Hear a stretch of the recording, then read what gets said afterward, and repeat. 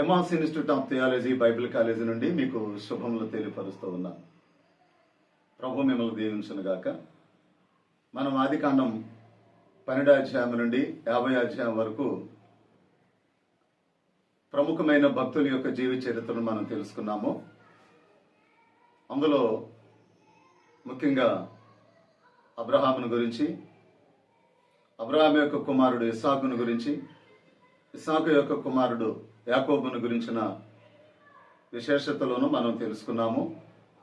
ఈరోజు యాకోబు కుమారుడైన యోసేపును గురించి మరికొన్ని ప్రాముఖ్యమైన విషయాలను అయితే మనం తెలుసుకుందాం. యోసేపును గురించి 37వ అధ్యాయం నుండి 50వ అధ్యాయం వరకు చాలా విలువైన ప్రాముఖ్యమైనటువంటి విషయాలైతే యోసేపును గురించి రాయబడ్డాయి. ఈరోజు యోసేపును గురించి ఒక 5 ప్రాముఖ్యమైన విషయాలను గురించి మనం ధ్యానం చేసుకుందాం, తెలుసుకుందాము. 1, యోసేపు పుట్టుక. 2, యోసేపు పేర్లు, వాటి అర్థాలు. 3, యోసేపు జ్యేష్ఠత్వం. 4, యోసేపు పుట్టుక నుండి సమాధి వరకు ఉన్న స్థలముల యొక్క వివరణ. 5, యోసేపు జీవితంలో దేవుని సంకల్పం. ఈ 5 విషయాల్ని ఈరోజు వీడియోలో మనం తెలుసుకుందాం. మొదటిగా యోసేపు పుట్టుక. యాకోబుకి 90 సంవత్సరాల వయసులో యోసేపు జన్మించాడు. యాకోబుకి ఉన్నటువంటి సంతానం మొత్తం 13 మంది. అందులో యోసేపు 11వ వాడు. వృద్ధాప్యంలో పుట్టినవాడు కాబట్టి యోసేపును చాలా ప్రేమించాడు. అందులోనూ రాహేలుకు తను ఎంతగానో ఇష్టపడి ప్రేమించిన రాహేలుకు పుట్టినటువంటి మొదటి కుమారుడు. వీరికి వృద్ధాప్యంలో పుట్టినవాడు కాబట్టి యోసేపుని గురించి చాలా ప్రేమ కలిగిన వారిగా కనబడతారు. యోసేపుకి 2 పేర్లు పెట్టబడ్డాయి. మొదటి పేరు తన తల్లి అయినటువంటి రాహేలు పెట్టినటువంటి పేరు. ఆదికాండం 30వ అధ్యాయం 22 నుండి 24 వచనాల వరకు చదివితే అక్కడ రాహేలు యోసేపుకి పెట్టిన పేరు మనకి కనబడుతుంది. ఆ పేరు పెట్టడానికి ముందు రాహేలు 2 మాటలను తాను మాట్లాడుతుంది. 1, దేవుడు నా నిందను తొలగించాడు అని. ఇక్కడ నింద అంటే అప్పటి వరకు రాహేలుకు పిల్లలు లేరు. ఇప్పుడు దేవుడు తన గర్భమును తెరచి కుమారుణ్ణి అనుగ్రహించాడు. ఆ కారణం చేత గొడ్రాలు అనేటువంటి నిందను దేవుడు తొలగించాడు అని దేవునికి కృతజ్ఞతలు చెప్పింది. రెండవ మాట, దేవుడు నాకు మరొక కుమారుని దయచేయును గాక అని యోసేపునకు రాహేలు యోసేపు అనేటువంటి పేరు పెట్టింది. యోసేపు అనే పేరుకి అర్థం ఏంటంటే సమకూర్చువాడు అని అర్థం. ఇది తన తల్లి అయిన రాహేలు పెట్టినటువంటి పేరులో ఉన్నటువంటి అర్థం, సమకూర్చువాడు అని. 2వ పేరు ఐగుప్తు దేశంలో ఫరో తనకి పెట్టినటువంటి పేరు. జఫనత్ ఫనేహు అనే పేరు యోసేపుకి పెట్టబడింది. ఆ పేరు యొక్క అర్థం ఏంటంటే రహస్యములను బయలుపరచువాడు అని అర్థం. రహస్యములను బయలుపరచువాడు. యోసేపు 2 పేర్లలో 2 ప్రాముఖ్యమైన విషయాలు మనకి కనబడతాయి. మొదటి పేరులో సమకూర్చువాడు అని, 2వ పేరులో రహస్యములను బయలుపరచువాడు అని అర్థమిచ్చేటట్లుగా పేర్లు పెట్టబడ్డాయి. ఒక పేరు మానవ సంబంధమైనది అయితే మరొక పేరు దైవ సంబంధమైనది. యోసేపు జీవితంలో మరొక కోణం అనగా జ్యేష్ఠత్వ విషయం. యోసేపు జ్యేష్ఠుడు కాదు కదా, రూబేనే కదా జ్యేష్ఠుడు. మరి యోసేపుకి జ్యేష్ఠత్వం ఎలా వచ్చింది? యోసేపు అయితే తను జ్యేష్ఠత్వాన్ని ఎప్పుడు కూడా ఆశించలేదు, కోరుకోలేదు, కావాలని అనుకోలేదు. అనుకోకుండా అనూహ్యంగా తనకి జ్యేష్ఠత్వం వచ్చింది. దానికి గల కారణం ఏంటంటే దినవృత్తాంతాల మొదటి గ్రంథం మనం 5వ అధ్యాయము 1వ వచనాన్ని చదివితే రూబేను యొక్క పరిస్థితిని బట్టి, బలహీనతలను బట్టి రూబేనుకి వెళ్ళవలసిన జ్యేష్ఠత్వం యోసేపుకి వచ్చినట్లుగా రాయబడింది. రూబేను జ్యేష్ఠుడే, కానీ భ్రష్టుడయ్యాడు. ఆ జ్యేష్ఠత్వం యోసేపునికి లభించినట్లుగా ఈ అధ్యాయంలో మనం చూడగలుగుతాం. ఆ తర్వాత యోసేపు పుట్టుక నుండి సమాధి వరకు కూడా కొన్ని ప్రాముఖ్యమైనటువంటి స్థలాలను గురించినటువంటి వివరణ అయితే మనం చూడగలుగుతాం. తాను పుట్టింది, తాను పెరిగింది, తాను ఉద్యోగం చేసింది, తాను మరణించింది, తను సమాధి చేయబడింది, అన్నీ ఒక చోట జరగలేదండి. అన్నీ ఆయా స్థలాల్లో జరిగినాయి. ఇది యోసేపు జీవితంలో ఒక ప్రత్యేకమైనటువంటి కోణమని మనం చెప్పుకోవచ్చు. తాను పుట్టింది హారానులో, కానీ తాను పెరిగింది కానానులో. అయితే తాను ఉద్యోగం చేసింది ఐగుప్తులో ఉద్యోగం చేశాడు. అక్కడే తాను ఉంటూ గెర్షోం అనేటువంటి ప్రాంతంలో యోసేపు మరణించాడు. ఆ తర్వాత సమాధి చేయబడింది వాగ్దాన దేశమైనటువంటి కానానులో.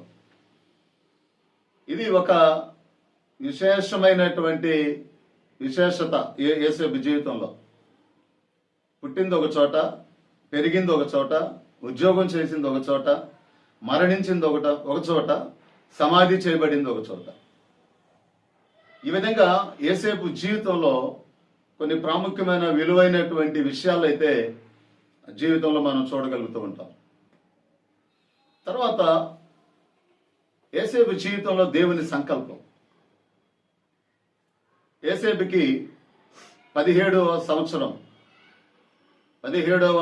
సంవత్సరం జరుగుతుంది. ఈ 17వ సంవత్సరంలో ఒకరోజు తన తండ్రి తనకి ఒక విచిత్రమైన రంగుల నిలువుటంగిని కుట్టించాడు. ఈ విచిత్రమైన రంగుల నిలువుటంగి యోసేపునకు తన తండ్రి తొడిగించాడు. ఇక్కడే యోసేపు జీవితంలో దేవుని సంకల్పం అన్నటువంటిది బయలుపరచబడేటువంటి టైము, సమయం అది. ఎందుకంటే పూర్తిగా దేవుడు యోసేపుని తన సంకల్పంలోనికి తీసుకుంటున్నాడు. ఈ విచిత్రమైనటువంటి రంగుల అంగి యోసేపు జీవితంలో ఎప్పుడైతే తొలగించబడిందో అక్కడి నుండి అన్నలు అసూయపడటం, ఆ తర్వాత అతన్ని కొట్టి గోతులో పడవేయటం, ఆ తర్వాత తాను ఇస్మాయిలీలకి అమ్మబడటం, వారు ఫరో దగ్గర ఉన్నటువంటి ఒక సైన్యాధిపతిగా ఉన్నటువంటి పోతీఫరుకు అతన్ని అమ్మటం, ఆ తర్వాత పోతీఫరు భార్య వలన శోధించబడటం, అక్కడ నుండి జైలుకి వెళ్ళటం, జైలులో పానదాయకుల అధిపతి, భక్ష్యకారుల అధిపతులు వారి కలల భావాలు యోసేపు చెప్పటం, వారు వెళ్ళి ఫరో కన్నటువంటి కళను గురించి జైలులో ఉన్నటువంటి యోసేపు కలభావం చెప్పగలడని రాజుతో వారు చెప్పటం, రాజు జైలులో ఉన్నటువంటి యోసేపుని తన దగ్గరకు పిలిపించటం. ఇది యోసేపు రాజదర్శనం ఎదురుగా నిలబడి రాజదర్శనాన్ని కోరినవాడిగా, చేసినవాడిగా కనబడతాడు. ఇది యోసేపు జీవితంలో జరిగినటువంటి చరిత్ర. అయితే ఇది ఒక కథలాగో ఒక చరిత్రలాగో దీన్ని మనం చదివితే మనకు అర్థం కాదు. ఎందుకంటే అసలు ఇక్కడే దేవుని సంకల్పం అనేటువంటిది తెలియజేయబడతా ఉంటుంది. ఇప్పుడు యేసేపు రాజు దగ్గర నిలబడ్డాడు, రాజు దగ్గరికి తేబడ్డాడు. ఒక సామాన్యుడు రాజు దగ్గరికి ఏ విధంగానైనా తేబడలేడు. రాజదర్శనం ఒక సామాన్యుడికి ఏ పరిస్థితుల్లో కూడా దొరకదు. కానీ యేసేపుని రాజు దగ్గర నిలబెట్టాలి, అది దేవుని ఉద్దేశం. తన తండ్రి నిలువుటంగిని, రంగుల అంగీని కుట్టించాడు. ఆ నిలువుటంగి, ఆ విచిత్రమైన రంగుల అంగి రాజరికాన్ని, భవిష్యత్తులో యేసేపు యొక్క నాయకత్వాన్ని, రాజరికాన్ని చూపిస్తా ఉంది. దానికి సూచనగా కనబడతా ఉంది. అది చాలా ధనవంతులు, రాజులు ధరించేటువంటి విలువైన వస్త్రం. యాకోబుకి తెలియకుండానే అది కుట్టించాడు.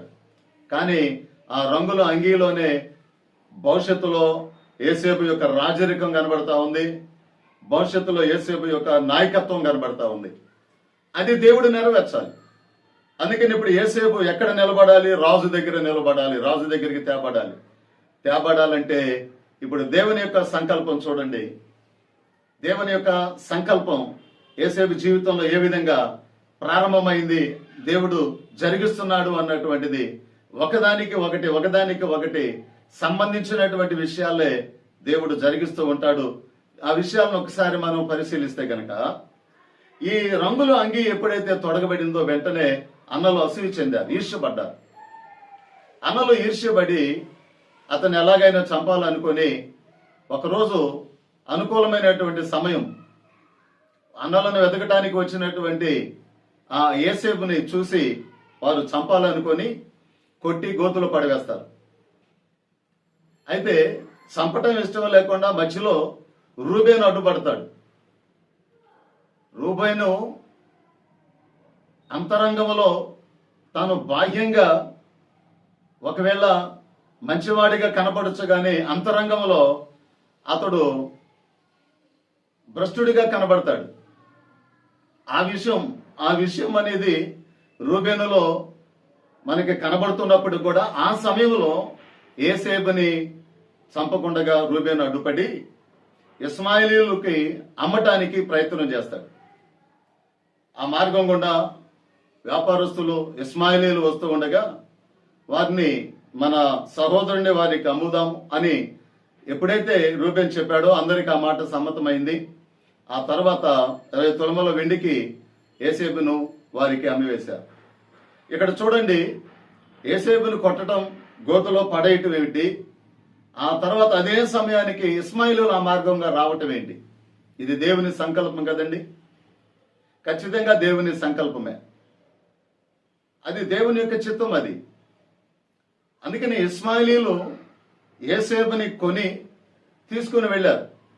తీసుకుని వెళ్ళి ఆ పోతీఫరు అనేటువంటి అతను తన ఇంటిలో దాసునిగా మరి ఉన్నాడు, తన దాసునిగా ఏర్పరచుకున్నారు.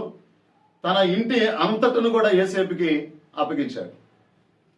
అలా ఒక పర్యాయము యేసేపు పోతీఫరు భార్య వలన శోధించబడ్డాడు. ఆ తర్వాత తాను తప్పు చేయటానికి, దేవునికి విరోధంగా తప్పు చేయటానికి ఇష్టం లేని వాడిగా ఉన్న కారణాన్ని బట్టి జైలులో వేయబడ్డాడు. జైలులో వేయబడినటువంటి ఆ యొక్క యేసేపు యొక్క జీవితం, పానదాయకుల అధిపతి, భక్ష్యకారుల అధిపతి వారు అక్కడ ఉండటం, ఇవన్నీ కూడా మనం ఇంతకు ముందు చెప్పుకున్నాం. చూడండి, దేవుని యొక్క సంకల్పం పోతీఫర్ ఇంటి దగ్గరికి తేబడిన తరువాత యేసేపు యొక్క జీవితంలో ఒక ప్రాముఖ్యమైనటువంటి ఆ మలుపులను కనుక మనం ఆలోచన చేస్తే, ఈర్షబడినటువంటి వాళ్ళు కొన్ని గోతులు పడవేశారు. ఆ తర్వాత మరలా ఇస్మాయిలీలకి వారిని అమ్మివేశారు. ఆ తర్వాత వారు వచ్చి పోతీఫర్కి బానిసగా అమ్మారు. ఈ పోతీఫర్ ఇంటిలో ఉంటున్నటువంటి దాసుడిగా ఉంటున్నటువంటి యేసేపు అభివృద్ధి పొందాడు, ఆశీర్వదించబడ్డాడు. ఇదంతా కూడా దైవ సంకల్పముగా జరుగుతున్నటువంటి ఒక క్రమం. ఇది ఒక క్రమముగా మనం చూడగలుగుతూ ఉన్నాం. అయితే ఇప్పుడు రాజు దగ్గర నిలబడటానికి దేవుడు యేసేపును ఏ మార్గాలు గుండగా, ఏ విధాలుగా దేవుడు నడిపించుకుంటూ వస్తూ ఉన్నాడో అనేది మనం చూస్తూ ఉన్నాం. కనుక చెరసాలలో వేయబడిన తరువాత అదే చెరసాలలోనికి పానదాయకుల అధిపతి, భక్షకారుల అధిపతి ఇద్దరూ అక్కడికి రావటం, అదే జైలుకి. ఇది దేవుని యొక్క సంకల్పం అండి. ఎందుకంటే ఆల్రెడీ చెరసాలలో ఉన్నాడు, జైలులో పెట్టబడ్డాడు. అయితే జైలులో పెట్టబడిన తర్వాత కూడా అక్కడ జైలులో ఉన్న ఖైదీలందరికీ నాయకుడిగా ఉండి ఆ చెరసాల అధిపతి ఆ అంతటను కూడా యేసేపుకి అప్పగించాడు. వారు ఏమేమి చేయాలో, ఏ పనులు చేయాలో అనేది కూడా యేసేపే నిర్ణయించాలి. అలా దేవుడు కృప చూపించాడు. ఆ తర్వాత ఇదంతా కూడా దేవుని యొక్క నిర్ణయం. వారు చెరసాలలోకి రావటం ఏంటి, వారు కలగనటం ఏంటి, ఆ కలభావాన్ని యేసేపు చెప్పటం, ఇదంతా కూడా దేవుని యొక్క సంకల్పం అండి. ఆ తర్వాత పానదాయకులు అధిపతులు, ఆ భక్షకారుల అధిపతి ఇద్దరు కూడా రాజు విషయంలో తప్పు చేసి వారు అక్కడికి వచ్చారు. రాజు విషయంలో తప్పు చేసి వచ్చారు. ఆ తర్వాత వారు కలగంటారు. ఆ కలభావాన్ని యేసేపు చెప్తాడు. యేసేపు చెప్పి ఒకరు చంపబడతారు, ఒకరు విడిచిపెట్టబడతారు అన్నటువంటి కలలో భావాన్ని చెప్పిన తర్వాత వాస్తవంగానే నిజంగానే ఆ భక్షకారుల అధిపతి వేలాడదీయబడి చంపుతారు. అయితే పానదాయకుల అధిపతి మాత్రం రాజు దగ్గర మరలా యథావిధిగా ఎప్పటి వల్లే ఉద్యోగాన్ని సంపాదించుకుంటాడు. రాజు దగ్గర గిన్నె అందించేటువంటి ఉద్యోగాన్ని పొందుకుంటాడు. ఇది గుర్తుపెట్టుకున్నటువంటి ఆ పానదాయకుల అధిపతి ఒకరోజు రాజుకి కల వచ్చిన తర్వాత ఆ కలభావాన్ని చెప్పాలనేటువంటి ఆలోచనతో ఈ యేసేపు దగ్గరికి పానదాయకుల అధిపతి యేసేపుని జ్ఞాపకం చేసుకుంటాడు. అంతకుముందు రాయబడింది, ఈ పానదాయకుల అధిపతి కనినటువంటి కలను, ఆ భావాన్ని చెప్పినటువంటి యేసేపును ఈ వ్యక్తి మర్చిపోతాడు. కానీ మర్చిపోయినటువంటి వ్యక్తి మరలా ఎప్పుడైతే రాజుకి కళ వచ్చిందో ఆ కళ భావ చెప్పే విషయంలో యేసేపుని పానదాయకుల అధిపతి గుర్తుపెట్టుకొని జ్ఞాపకం చేసుకొని రాజు దగ్గర ఆ విషయాన్ని చెప్తాడు. ఇప్పుడు రాజు యేసేపుని పిలిపించి రాజు ఎదుట నిలబెట్టుకుంటాడు. చూడండి, ఇన్ని కార్యాలు ఇంతగా యేసేపు జీవితంలో ఎన్నో మలుపులు తిరుగుతూ చివరికి యేసేపు ఎక్కడ నిలబడ్డాడంటే రాజు ఎదుట నిలబడ్డాడు. అంటే రాజు ఎదుటకి యేసేపుని దేవుడు తీసుకురావటానికి ఎన్ని మలుపులు గుండా, ఎన్ని కార్యక్రమాలు దేవుడు కార్యాలను జరిగిస్తూ నడిపించుకుంటూ వచ్చాడో అనేది మనకి ఖచ్చితంగా అర్థమవుతుంది. ఇది నిజంగా దేవుని యొక్క సంకల్పం. యేసేపు జీవితంలో అనుకోకుండా జరిగినవేమి కాదు ఇవి. ఇది దేవుని సంకల్ప ప్రకారమే జరుగుతున్నటువంటి ఒక దేవుని యొక్క ఆలోచన, దేవుని యొక్క ప్రణాళిక. ఆ తర్వాత ఆ ఫరో కన్నటువంటి కళ యొక్క భావాన్ని చెప్పిన తర్వాత ఫరో తన రాజ్యంలో తన అంతటిని వాడిని చేసి తన రెండవ రథం మీద ఎక్కించినట్లుగా రాయబడి ఉంటుంది. మరొక విషయం ఏంటంటే రాజముద్రను యేసేపుకి తొడిగించాడు. రాజు ఫరోనే, కానీ రాజముద్ర ఎవరి చేతిలో ఉంది? యేసేపు చేతిలో ఉంది. అది దేవుని యొక్క కృప. ఆ తర్వాత ఆ దేశానికే కాకుండా ఇతర దేశాలకు కూడా ధాన్యం ఇచ్చేటట్లుగా, ఆ ఇతర దేశాలను కూడా కాపాడగలిగినటువంటి ఒక అధిపతిగా, ఒక అధికారిగా దేవుడు ఆశీర్వదించాడండి. ఇది యేసేపు జీవితంలో జరిగినటువంటి సంఘటన. అయితే ఇక్కడ ఒక ప్రాముఖ్యమైనటువంటి విషయాలు అయితే మనం తెలుసుకోవాలి. అదేమిటంటే ఇప్పటివరకు మనం చెప్పుకున్నటువంటి ఈ యేసేపు జీవితంలో సంకల్పం ఏదైతే ఉందో, అంటే గోతిలో పడిన దగ్గర నుంచి, అనగా అన్నలో యొక్క ఈర్ష్య దగ్గర నుంచి రాజు ఎదుట నిలబెట్టబడిన వరకు కూడా యేసేపు జీవితంలో దేవుని యొక్క సంకల్పం జరిగింది కానీ మనం విన్నాము.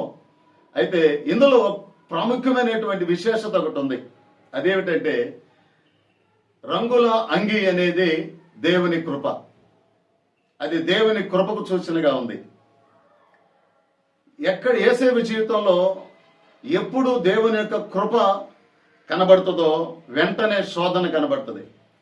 అయితే శోధనలో దేవుడు విడిచిపెట్టకుండా శోధన కలిగిన వెంటనే మరలా దేవుడు కృప చూపించడం ప్రారంభించాడు.